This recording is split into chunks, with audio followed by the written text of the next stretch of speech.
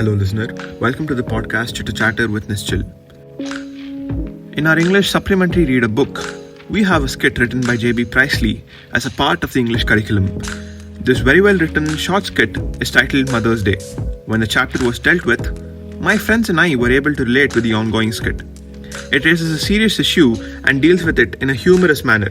The comic undertone, however, does not belittle the important issues raised in the play. The play revolves around Mrs. Annie Pearson, a devoted wife and a doting mother of two. She is a pleasant but worried-looking woman in her 40s. Her neighbor, Mrs. Fitzgerald, is a fortune teller. She tells Mrs. Pearson to make up her mind and assert herself if she wants to be the mistress of her own house and the boss of her own family. At present, Mrs. Pearson is reduced to the status of an unpaid domestic servant who does all the domestic chores without even being requested for them to be thanked later on. She is taken for granted and ordered about. As the skit goes on, a series of interesting events lead to an ultimate situation where the teenagers and Mrs. Pearson's husband begin to pay respect to the hard-working homemaker. In a whole, it narrates the story of an undercredited housewife and the way her teenage children treat her. Today, we have a guest for an amazing and informative discussion on the relationship between teenagers and parents. Before the interaction, let me give a short introduction to the resource person. Lekha Nair ma'am has been a high school science and math facilitator for over 24 years now. Lekha ma'am was project lead at Excelsoft Technologies and later started teaching at Excel Public School. Ma'am was in charge of all ATL activities and also acted as advisor for the Excel Young Entrepreneur and Nest Nurturing Entrepreneurship Among Students and Teachers program. Lekha ma'am also pioneered the Eco Club and acted as the coordinator for the school magazine. Last summer, ma'am took up a student guidance and counseling course at Regional Institute of Education. Since then, she has been a part of various counseling-based activities and research. She recently started a podcast called A Guide to Teen Mindset. In the podcast, ma'am talks about the intricate nature and behavior of teenagers and various other aspects related to their development, helping out parents and teenagers get a better picture of what is happening along the journey. So, without further ado, I extend a warm welcome to Lekha ma'am. Hello everyone, and thank you Nischal for giving me this opportunity to speak to you. You're welcome, ma'am. So let's jump straight to the questions. Ma'am, my first question that came to my head was, how do you believe the relationship between teenagers and parents evolve over time in the context of parents being capable to trust and respect their children's decisions and actions? Great. So parents of teenagers, especially this generation, do have immense trust in their children's decision and actions. Thanks to the technology which has enabled the young and the old to access information at their fingertips. So earlier, during our times, information was accessed only through word of mouth. Like we used to depend on parents, teachers, friends, and close relatives for getting information. But with the advent of radio and TV, things started changing, but those were time bound. Like we have to be there at the prescribed time to learn about things which are totally new. But with the advent of internet, information can be accessed anytime and from any place. So when children know more than their parents about a particular matter, then definitely parents will start trusting their choice and actions, right? But there's a catch here. The catch is parents have more experience than their children. So they come with a lot of worldly experience related to emotional, social, or even spiritual aspects. So listening to their views can definitely give a better visibility for the topic of discussions. So that is my understanding about why parents have more trust in their children's decisions and actions. That's very true, ma'am. I also happen to face this a lot of time where my parents actually don't believe in me or my decision because they think I'm not old enough or capable enough to make certain important decisions. So the second question I would like to ask you is, as the generations have passed by, teenagers have lost a sense of respect and responsibility. Of late, cases of teenagers disrespecting elders and peers have become more common. what would be the right remedy for a parent to fix a teenager's attitude? Actually, parents cannot fix an attitude, or rather, nobody can do that. Fixing an attitude, it's purely internal to the person. So unless the person want to fix it or thinks that this is something wrong on my part, I need to change, then only things can happen. So if you look at our generation, so teenagers were brought up using the phrase like, you heard about this phrase like spare the rod and spoil the child. Yes, ma'am. So we were brought up like that. So expressing our views openly was seen as arrogance. But nowadays parents encourage children to share their views openly. Though at times it's embarrassing for them also, but educated parents believe that expression of feelings is better than suppression when it comes to long-time impact.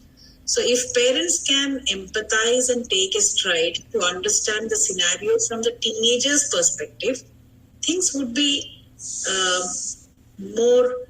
it will be better, and there will be more respect and sharing responsibility. Again, there is something known as cultural differences. That's the reason when I asked you about the story, when this has happened and where did it happen. So there is definitely a cultural difference also playing a role.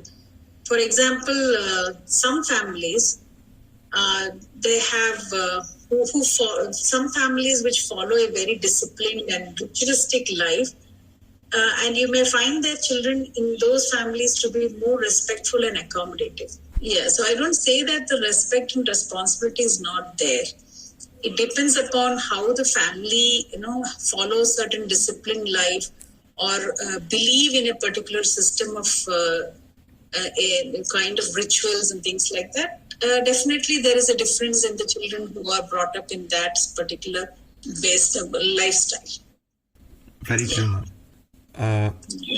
Ma'am, one more question I have is, in modern families, parents often seclude teenagers from financial and relational problems. As you were saying, there are some set of families who actually take part in this process of mending the teenagers' attitudes or trying to educate the teenagers how to become adults. But is this the right thing to do? And would it be better for the teenagers to actively participate in financial conversations? Good question. For this, I will give you a little bit of Context? Understand. Yeah, a context, correct. Context. So if you look at the children mostly who were born after 2000, they're very overprotected. By this, by saying overprotected, I mean parents have always been creating a safe place for them with respect to the choice, whether it is food, clothing, or even friends. So children are getting a filtered and a ready-made life as per the parents' idea of raising a perfect and ideal child. Now, this has an adverse effect on children when they are not able to take decisions as they grow up. So getting back to the question on secluding teenagers from financial and relationship problems, in my opinion, I would say it's both a yes and a no. Having access to anything and everything and also having a curious, disruptive mind, especially with the teenagers, there are chances of misinterpreting the financial or social scenarios. So yes, to some extent, engaging them in simple financial transaction would enable them to give confidence by applying what they have learned in their schools, as well as develop an understanding that building genuine relationship takes effort. So what children see and understand from the real life, I mean the media, is totally different from the reality. I don't mean to say that it is completely false, but is definitely extrapolated. So that's my understanding of. So it's not like you shouldn't give them the opportunity to explore financial and relationship problems, but then they are not matured enough to understand the different perspective of that particular incident or a scenario. That's very true, ma'am. If I could take an example of myself, Correct. There would be two different scenarios. One would be major financial decisions that would affect the family, and one more would be, for example, smaller instances. Like, for example, if we go to the store and then my parents decide to let me choose the shoes which I want to have. So now this lets me think if I have to save money or if I just want to splurge it on a good shoes. So my parents also try to involve in small conversations when I'm going through the selection Great. process. So this helps me think in a way where I can also be happy with my shoes and also save money at the same time. Yeah, it also depends upon what you prioritize. For example, if you're being given, say, you've been given 4,000 rupees to spend on your shoes, and you think that you can spend, it is your decision now. Should I spend all 4,000 on it, or can I go for something which is of lesser amount and utilize the rest of it for something else? So again, that's a financial decision that you're making, but on a very low scale. Yes, ma'am. Very true. Yes. Ma'am, one more thing I'm noticing in what's happening in my family is there's a lot of miscommunication. So miscommunication and lack of communication is a major cause of problems, not only in my family, but in many families. How can parents build an attitude in children from a small age to ensure the kids don't hesitate to share like emotions and communicate their needs to their parents? Yeah, very relevant question indeed.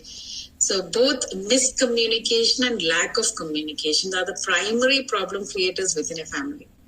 So based on my experience of raising two daughters in both joint and nuclear settings, I believe the key strategy to build an attitude where they share emotion and communicate their needs is by finding something called as family time.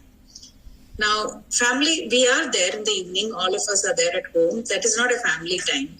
By family time, I mean the quality time where both parents and children are not engaged in any other activities except that they are sharing their views or their understanding about a particular thing.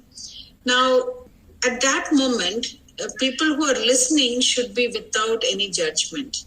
So if we practice this kind of engagement from a younger age, it has its own rewards. But sadly, the present scenario is that parents don't have so much of time. They have their own work pressure. Children also are so engaged with their academic commitments. So it's not practical that we can daily have this quality family time, but at least we can have we can make it a weekly affair.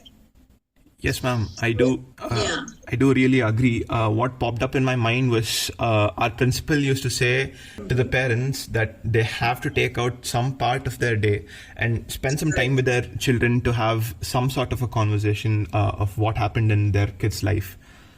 Very true, ma'am. Yeah. And there's one more thing. Sometimes what happens now, at times parents feel that their teenagers are over-exploiting or disrespecting or too demanding. We come to a conclusion as a parent. I'm talking to you as a parent that I come to a conclusion that, okay, this is it was too arrogant for her to speak like that.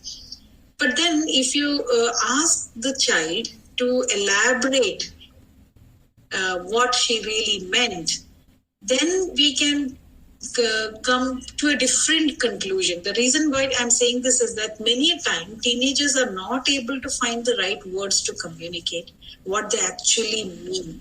So the best practice would be to reconfirm their statements. In short, give them some more time to elaborate what they actually intend to tell. So if we practice this, especially, I would say young parents who have kids who are very small, from a young age, if you practice this, I think it is rewarding as they grow up. Yes, ma'am, true. Being a teenager myself, I could relate with everything you were telling about the current existing parent and teenager relationship. I could go on and on questioning because it's really helping me out. I'm not able to envision some stuff like how I'm supposed to communicate with my parents because no one is there to guide a teenager who is a teenager because teenagers aren't mature enough to do so. Thanks a lot for the discussions, ma'am. Great pleasure having you on the podcast. Thank you. Thank you, dear. Thank you. Ma'am, so you did start a new podcast on Spotify, A Guide to Teen Mindset. So you talk about how parents can establish a better connection with their teenagers. And your first episode, which talks about the teen's brain and the thought process, was really great. Would you please tell us more about the podcast? Yeah, yes. The reason I started this podcast is when I did my counseling course in RI, Regional Institute of Education, and I was put on an internship in a nearby school.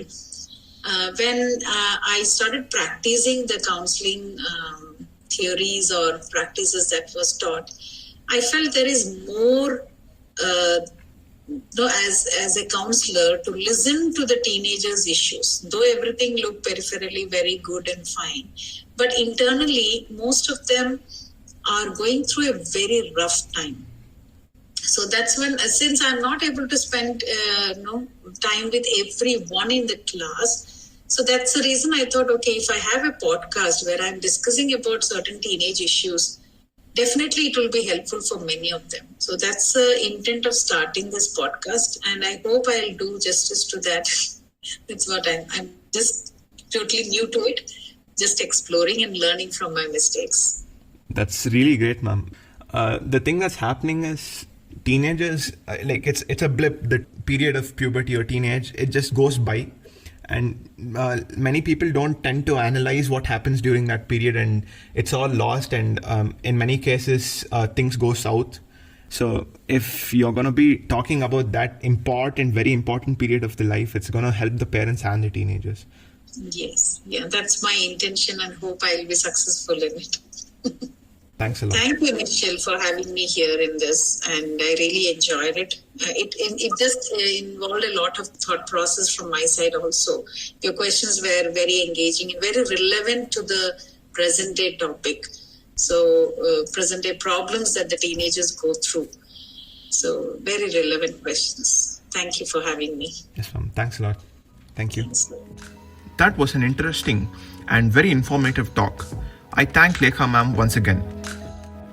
There were many takeaways.